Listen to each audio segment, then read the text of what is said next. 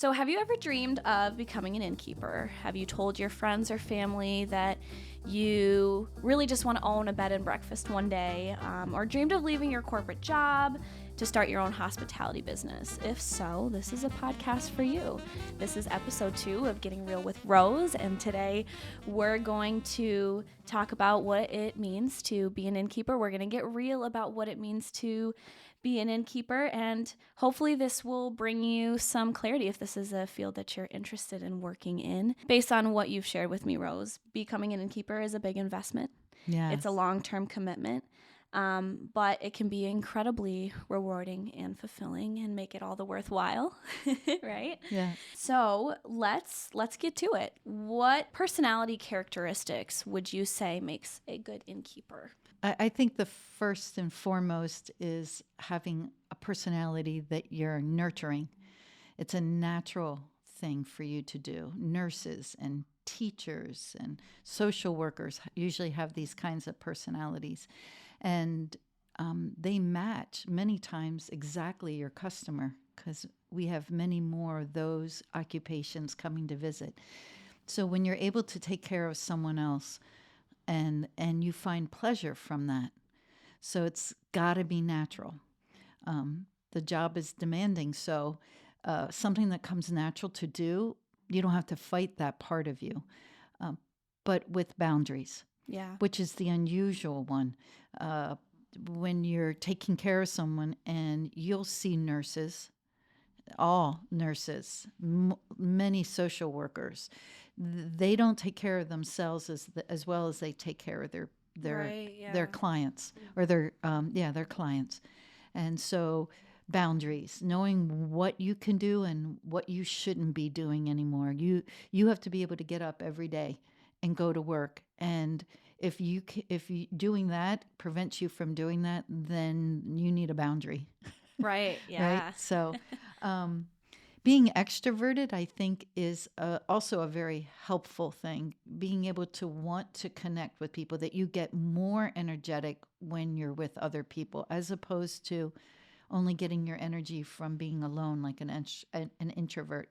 There are extroverted introverts. Yeah, a little bit of both. Yeah, a little bit of both, but I don't know if they would fare as well as an extroverted extrovert. Yeah.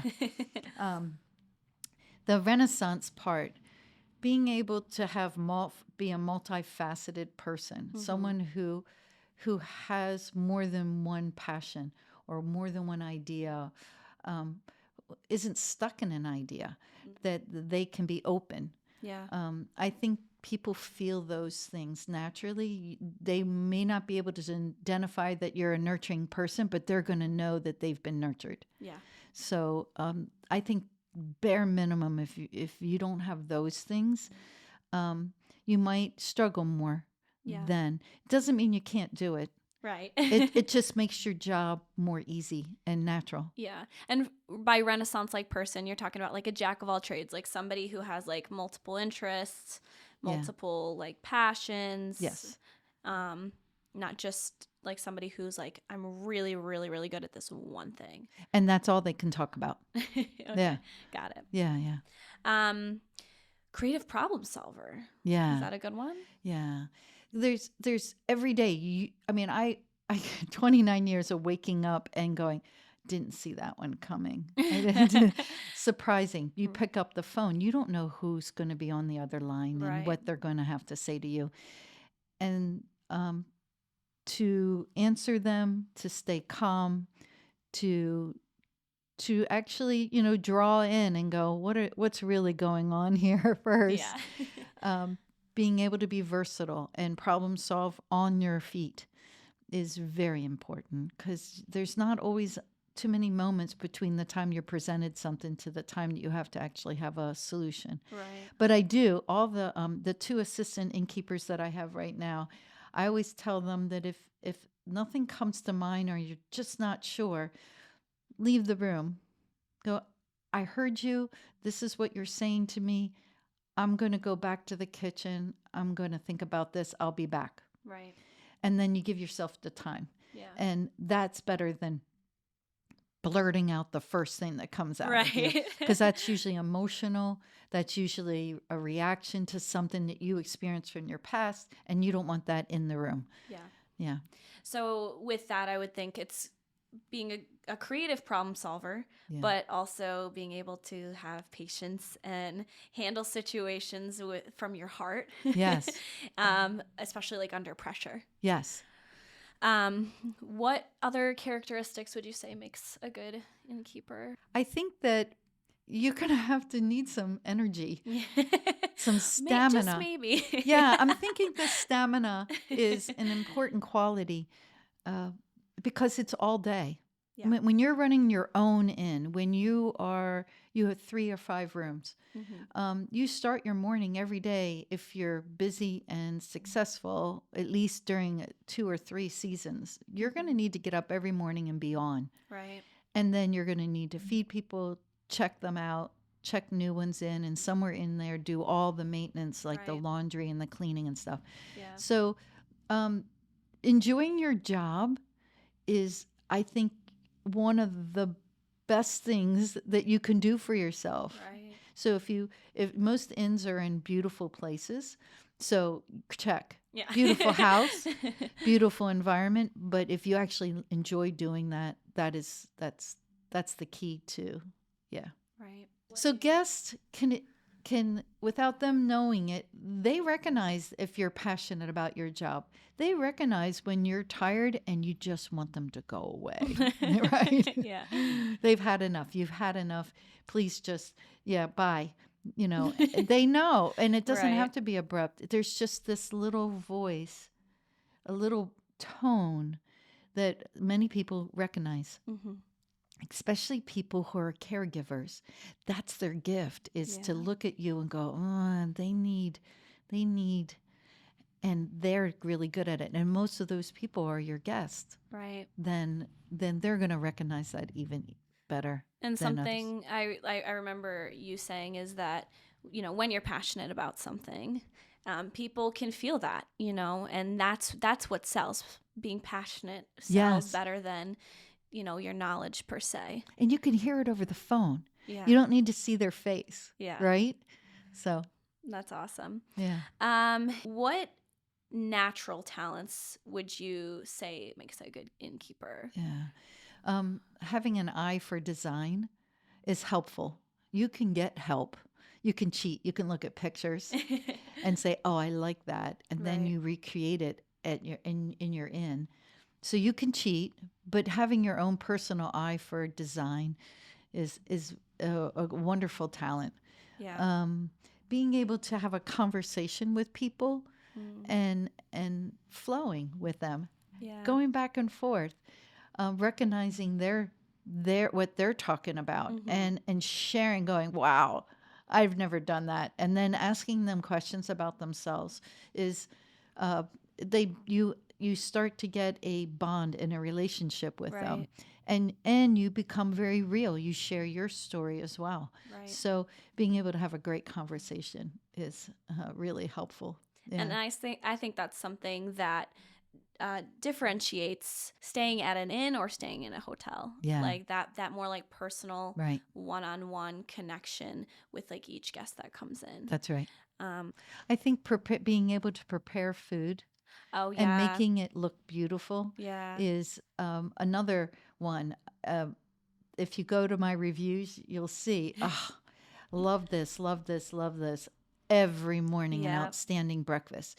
So that's where that passion comes in too. When you are preparing a meal and you love cooking and you love the smells and the texture, then it comes out on that plate with all of those beautifulnesses. Right? Is that a word?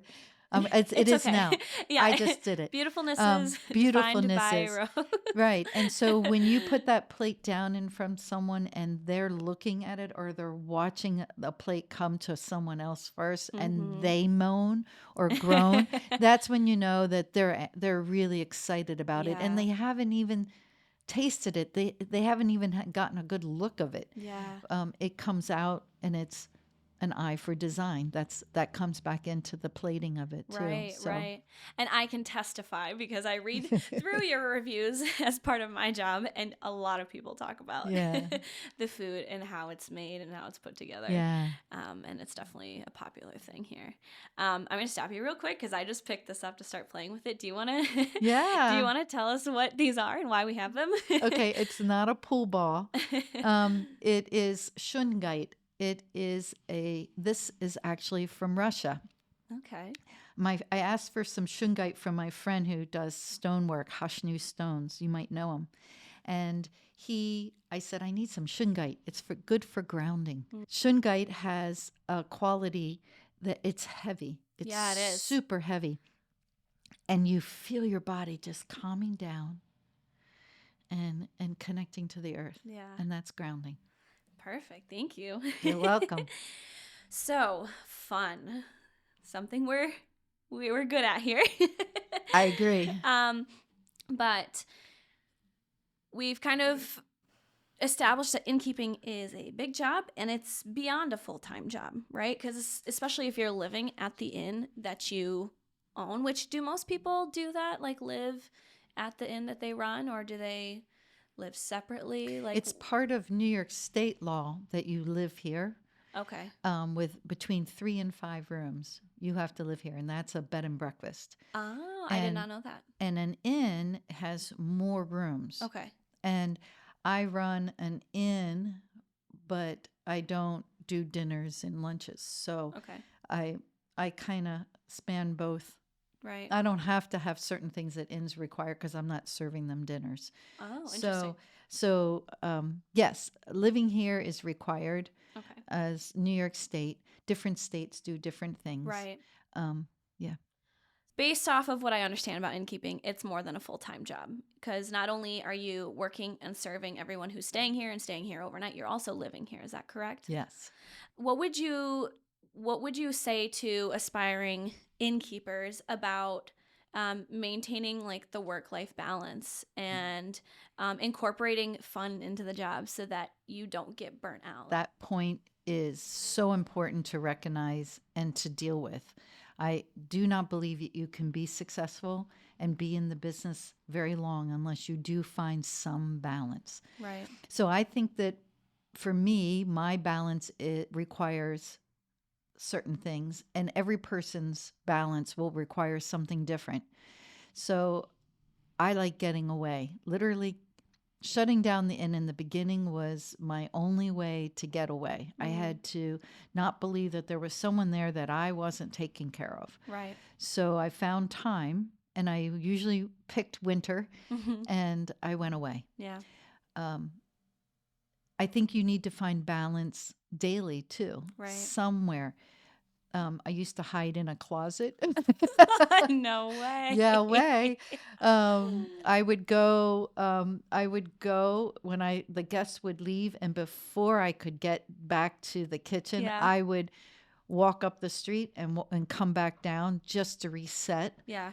I connect to nature. And so going out and gardening is part of the job. So Yeah. I only recently have I asked people to come and help me garden because it's a lot. Right. But that's how I would renew myself. I would get lost in my garden Right. and weeding, and before I knew it, it was time to start checking people in. And when I first started, I was like wearing overalls. I had dirty knees, and they would come pull in and they'd find me in the garden.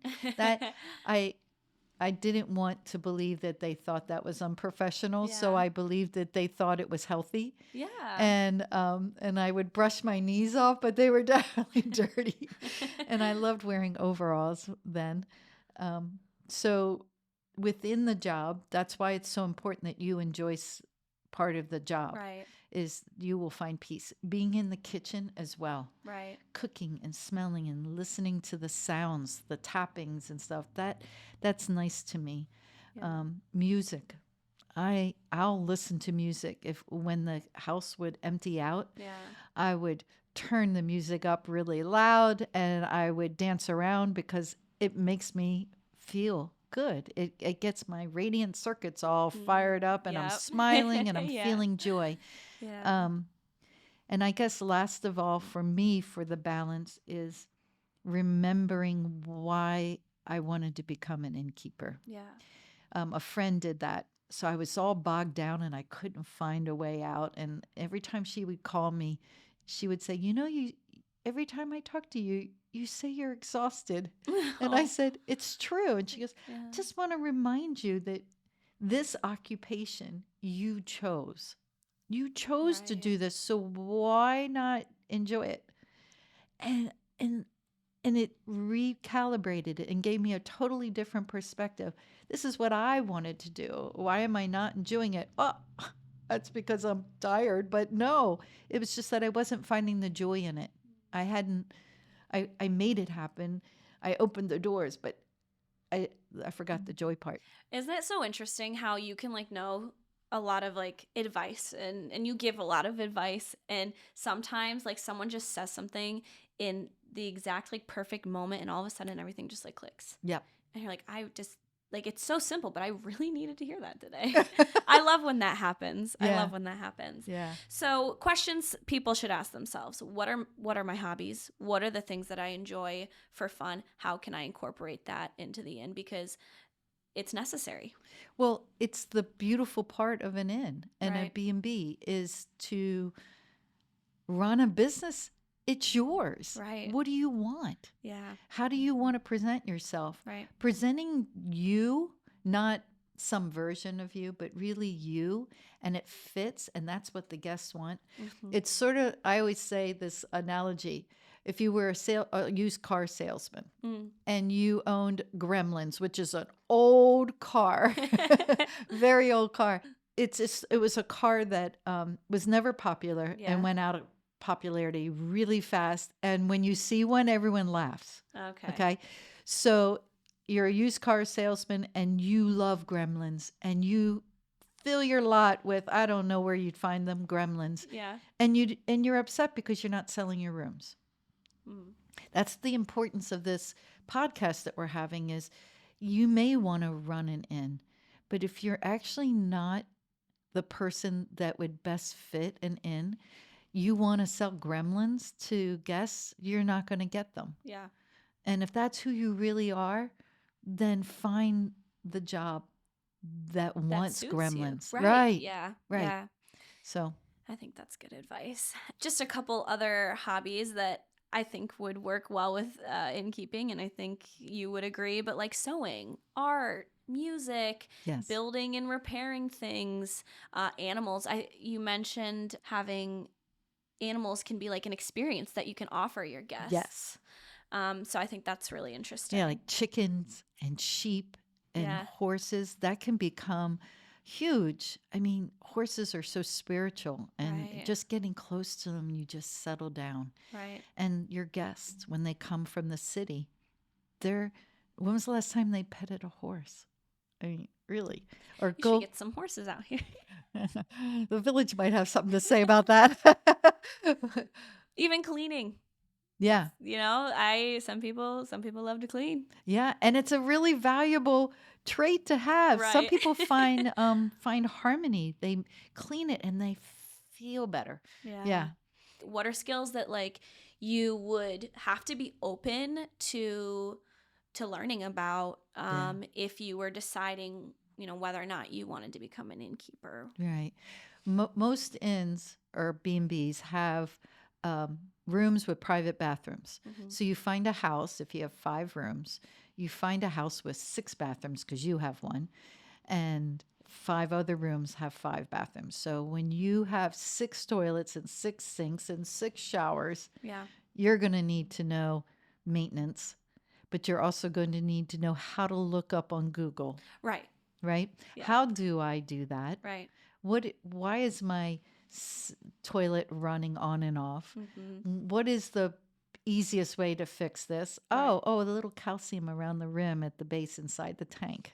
Oh, I didn't know that. Was that a problem? Yeah. Or the seal's old, so you just go get another one. Mhm. These are things that you need to be able to do yourself. Mhm. You don't want to bring in a plumber that's charging you over $100 an hour Right. to scrape scale off of your rim of your Yeah. little flopper inside your water tank of your toilet. You just At least, Yeah. being willing to like look it up and like try to figure it out yourself Right. first before like Troubleshoot. hiring- Yeah, exactly. Yeah, and you'll know when you can't do it anymore. right. You know, you when you got your toilet taken apart. No, I don't think I can do this. Yeah, yeah. So I think being resourceful. Yeah, Yeah. resourceful. Mm-hmm. So you need to have a really good understanding of your heating system and the things that can naturally go bad on it. Mhm, Right. The people that install and have fixed things, I stop them and go, do I have 15 more minutes of your hour here? Can you explain blah blah blah blah? I ask. hmm I was lucky in the beginning to have a couple people that were friends of mine, and Yeah. I would just call them up and say, "It's doing this. Where is that thing that Yeah. you turn off before you do the right?" You need to have an awareness hmm of how it works. Like we have a boiler, Yeah. so it's not a furnace. So it boils water and then it follows the steam pipes, and you can see the steam pipes downstairs and how they come up into the house, and then the return ones. Knowing which one's which is helpful. Is it leaking? You know, are we out of water? What's wrong? Yeah. Yeah, So like I feel like that would boil into being inquisitive too, like not being afraid to like ask questions when Yeah. somebody is Yeah. doing work. fearful and scared. No, that doesn't work really well. You can't be so scared that you get stuck. You can be scared, Right. but Like I've never done this before, and that in yeah. itself can be scary, even if it's like with a more simple task. exactly, especially when it's like something like a heating system or a hot water heater. Or Right. you're You don't want to mess it up. no, you don't want to mess it up. This is expensive equipment, right? Right. So getting familiar with it, is taking time when it's not broken to go down and kind of look at it and Yeah. figure it out. Being inquisitive. If you sit in front of a computer and you want to press a button because you're scared you're going to delete the whole computer, yeah, that's not good. I do believe that being inquisitive and not being scared and going after it is Right. going to be a really good idea when you're trying to fix Yeah. things. Good trait to Right. have for Right. an aspiring innkeeper. But more so than that is when you go downstairs and that's where all your equipment is. I look at all of it. Yeah. When I go downstairs, I might be getting, a big loaf of bread out of the freezer, but I'm looking at my boiler. I'm looking at everything. I'm looking to see if something's leaking on the floor. I notice those things because that you want to find it when it's this big, not when the problem is gushing in your Right. basement. That brings us to you. What challenges have come up for you that Yeah. you've had to work through? Don't take things personally. Mm. It's business. When you wrap your brain around, yes, obviously this is really personal. This is your home, Right. but these are guests. But they're not your friends walking in the back door being critical of you. Right. They're paying you. Yeah. This is business. So leaving your ego at home and having not taking things personally and boundaries. Mhm. Healthy boundaries. Boundaries. It Yeah. always comes back to that, Yep. especially when you So- care for people, right? Yep. You want to It's take care hard. of people. It's like you shouldn't have them if you're a real nurturer, but you do need them. Yeah. So I have a story about that. Oh, let's hear it. Yeah. So I don't know. Maybe this Brooklyn nurse, I won't use their name, but a couple came and they arrived late. It was beginning of winter maybe. And so it got dark early and they arrived late. And the woman was a Brooklyn emergency nurse, and she had a huge personality. And she came in, and I brought her into the room, and she was like, "Oh no, no. We can't stay here. There's no TV here. And why didn't you tell me there was no TV?" And I said, "There's no pool either, but I didn't think I should tell you what is in here. I thought I'd tell you what was here." And she goes, "Oh, I can't stay here." And her anxiety started to rise so much. Now, this is a woman whose husband picked her up at the end of her overnight shift, right? Yeah. And drove her all the way from New York City here and and I realized that I'm not going to go there. I'm not going to fight this woman. Right. This woman has a really hard job. Um, Probably had a long day. had a really long day. We don't know what came into her emergency room Right. that day. And so I left the Mhm. room. I said, I'll be right back. And I left the room. And I sat in my kitchen thinking, what am I going to do? And I was like, I really need this money. It was winter. I really needed it. Yeah. But she didn't need that. She needed to have her TV. Mhm. So I sat down on my computer. I found 3 places who had rooms, who all had TVs and were not more expensive than me. And I went into the room, came back, said, here's a list of 3 people. I just spoke to all of them. They'd be very willing to open their doors this evening to you. Here are 3 rooms with TVs, and I think you'll be much happier. Yeah. And that was what was important. Get out of the way. So while I was gone, the husband must have been talking to her. And I don't know what was said. And he was like, no, we've changed our mind. We're fine. And I'm like, she doesn't look fine. And I said, okay. So they left. And the whole night I was so worried. I was like, oh my God, this is going to go so bad tomorrow. She didn't have her TV. What am I going to face tomorrow? Is she going to, oh, she's having breakfast like at 9. So that means all the people at 8 and 8:30 are going to be sitting at the breakfast table, and she's going to walk in the door. So around 9 o'clock, I see her come around the bend, this very powerful woman, and she says, Rose! And I just about jumped out of my skin. And then I said, yes. And I'm like, I was ready to hyperventilate because I can't believe this woman is going to come towards me. And she came at me like quick, like a nurse does going down the hallway. She came up to me and she came right at me, and I was expecting her to stop. And I'm like, stop. And she grabs me and hugs me. And I'm like, and she pulls me away and says, thank you. I have not slept that well in years. The TV must be keeping me awake.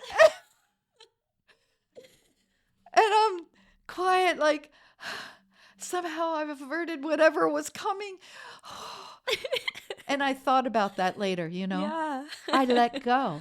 I Yep. did need the money. All those things were true. She Right. needed a TV. Well, she thought she did. That Right. wasn't for me to judge. Yeah. Just get out of her way. Yep. Give her what she needs. Not all the time, but in this case, I can't sleep. Yep. No, You're like, I'm not going to take this personally. I can't go get you a TV. So I have This limits. is- yeah. You have limits. I'm not going to get in the way. I have boundaries. You have boundaries. My boundaries are not as important as yours in this Yeah. moment. Yeah. And So- look what happens. know. Sometimes you got to just you just got to let things go. And Yeah. then And accept that's when they things. work out. Yeah. Yeah. Right? Right. Oh my gosh. That's a great So story. she was really meant to be here Yeah. without a TV. Yeah. Yeah. I have no idea how much that changed her life, but Yeah. in my head, it changed a lot. Yeah. Right? Yeah. Oh Or my the gosh. ego just snuck out there. We'll put it back in there. Yeah. You have to celebrate your wins. So, other considerations. What other questions would you propose to somebody who's aspiring to be an innkeeper? I guess if you're going to do it yourself, Mm-hmm. or you're going to have a partner, Yeah. a daughter, a son, a mother, a father, mate, Yeah. I think it's important to that all these things that are important about that person is just as important as the second person, that Mhm. they might be involved, even if it's a family. So I raised my family. So my kids sort of had to get along with this idea, and the spouse as well. Yeah. When it doesn't work, it's not something you can pretend that is working. Yeah. I got a divorce somewhere in the middle of my career as an innkeeper. And how badly it wasn't working was when he left, and instantly the energy of the houses changed. And I instantly started making double the amount, not 10% more, which is huge, or 30%. I literally doubled my income. Wow. Yep. And the energy was wrong. And I was spending my energy trying to control things that weren't working. And like compensate. Right. And so when that was not there, though missed him dearly, because, to this day I still love him. He's still a very important person to our family. Mm-hmm.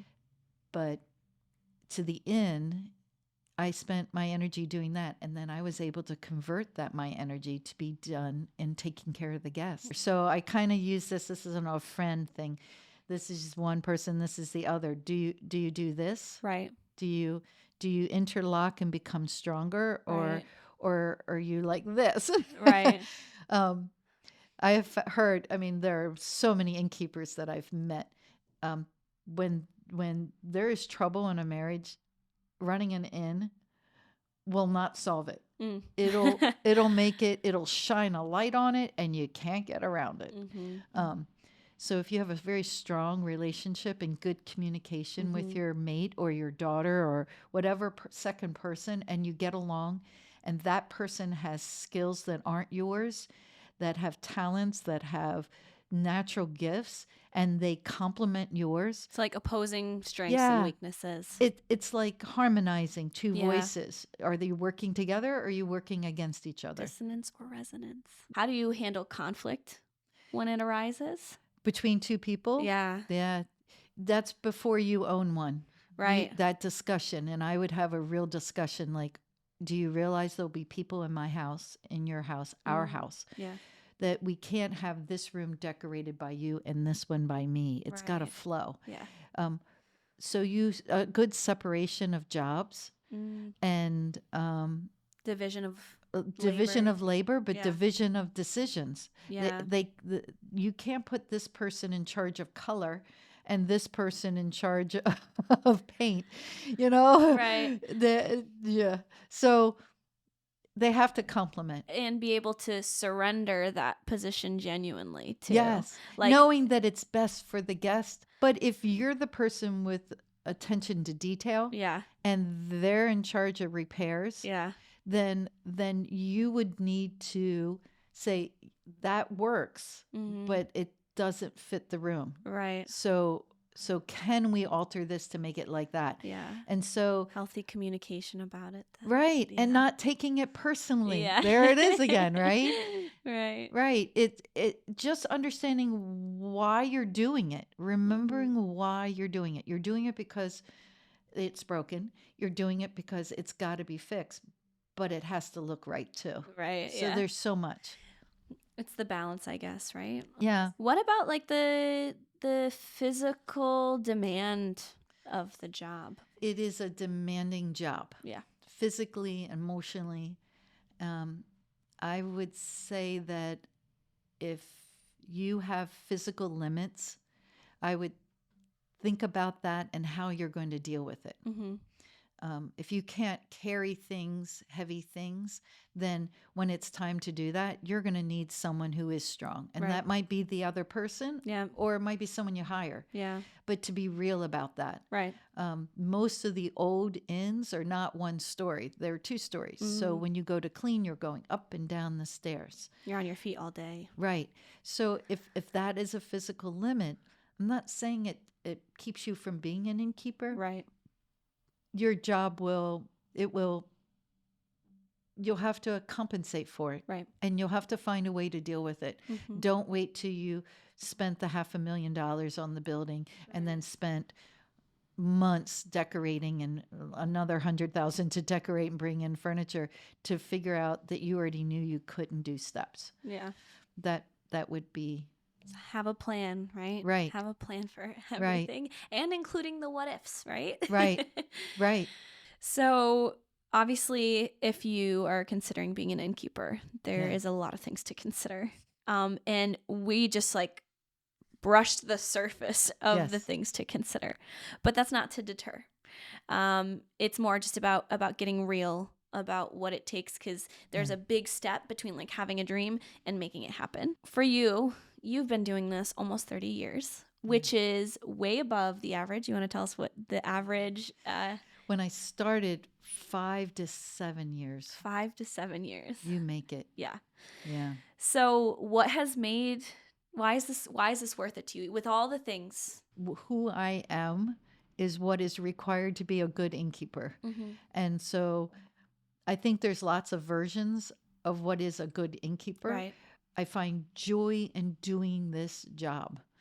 And I find joy in bringing people in and taking care of them. This, when they're leaving, there's such a very positive satisfaction that I'm able to do it as well. Yeah. Like being myself is exactly who I have to be. Talk about being authentic, Right. and enjoying your life, because every day you wake up and you're authentic. Yeah. There's very little that guests don't know about me. Those reels on Instagram, they probably didn't expect all those, but they know me. Mm-hmm. You know, I don't hide. When you come, you meet me, Yeah. and that's who I am. Yeah. So I think that it's easy to be you. When you're struggling, when I was in my office job, Right. I struggled every day just to walk in there and be on those hard It's like that floors. dread, right? Right. And I knew I had to do it. It had purpose. Right. There was lots of purpose to those other jobs before this one. But I chose this one. That's what my friend told me. Mm-hmm. Remember, you chose this. Oh, So right. Yeah. yeah. And I chose it because it was what I loved to do. Yeah. All the pieces and parts of it. Yeah. That's amazing. Yeah. We can do all the talking. We can do all the thinking. We can suggest people, go through all the questions we've kind of gone through today. At the end of that, innkeeping would still suit them, right? Right. But I think no matter what career it is you're considering pursuing, getting on the job Right. and doing it is so useful. Right. So what would you suggest people do to get a good idea about what innkeeping is really like beyond just like thinking about it? Right. I would say go visit inns. Yeah. When you go to choose to travel and to have fun, go to inns. Go to all of them. Go different ones, like large ones and 3 to 5 rooms, small ones that you can take care of yourself most times. Yeah. And ones that require staff, and what that would mean. I mean, put yourself in the place and pretend you own it. Could you deal with that much pressure or that much debt or that much responsibility? Like, where do you draw the line? So getting real with that is a very important thing. I also would hire Rose to, right. Can I come? Can I stay 5 days or 4 days? Can you teach me personally, have a personal thing for just me?